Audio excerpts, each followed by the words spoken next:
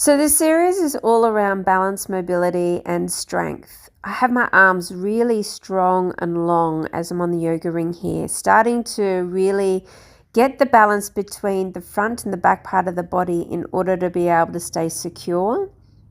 And then I drop down. Now I'm going to start to elongate my spine. Now, when I press back, you can see that I'm going to start to round my body. So I'm in flexion, then I come into full extension, bend the knees and come high to the toes. I keep the body in extension and then drop down and stay high to the toes. Now this is magic for sinus problems. If you've got any challenges with congestion, this can be absolutely a game changer for you. Now I'm going to take my time to sit back and hold the yoga ring really close so that I can lift and extend the legs. But at the same time, you will notice that I have the chest lifted. There's no rounding of my shoulders. That is why I can get the balance to lift the arms up. Now we're going to start to lift up. And we're going to come nice and long. Now we're going to bring the feet a little bit closer.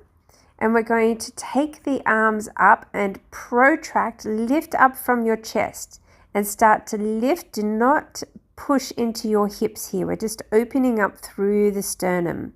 And we're going to start to become a little bit more heightened so that we can go into that back bend. But it's not pushing from the hips. Common problem, people push the hips and you compress into your lower back and it aggravates your lower back. Now we're going to move into stacking. So the wrists are directly underneath my shoulders, my hips are over my shoulders, and then my legs straight up. And we're going to find center of balance here. So I'll start to lift that left leg up. We'll just hold for a couple of seconds because it's a drill and I'm concentrating on my breath here.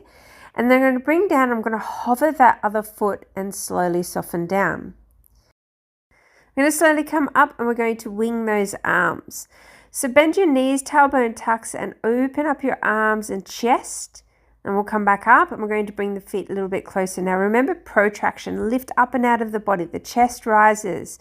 The hips are the last thing to push forward. Now getting more depth into that back bend.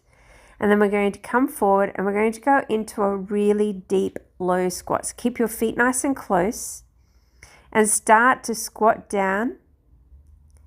Take the hands behind you if you can. Feel into the balance and then we're going to sit on the yoga hoop. Now if you've got a yoga, this is different if you don't have a yoga hoop. Otherwise use a bolster or something.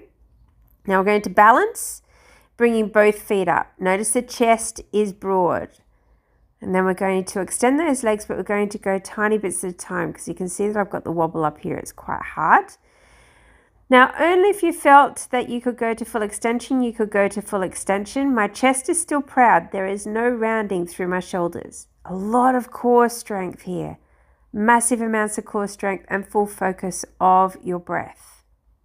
We'll come off, come down, and we're going to move to the other side. So once again, the wrists are under the shoulders. Claw the fingers. You're going to stack the body over the shoulders and wrists.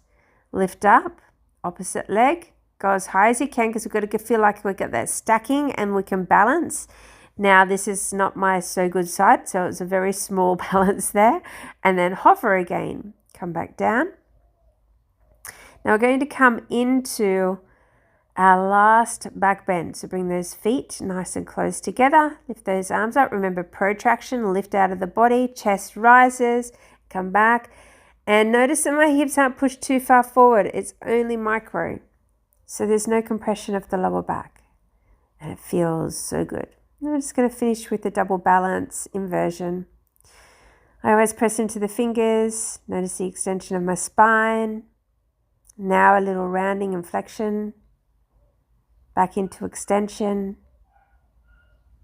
You could bend your knees here if you felt that it was too hard to do this from a long-legged position.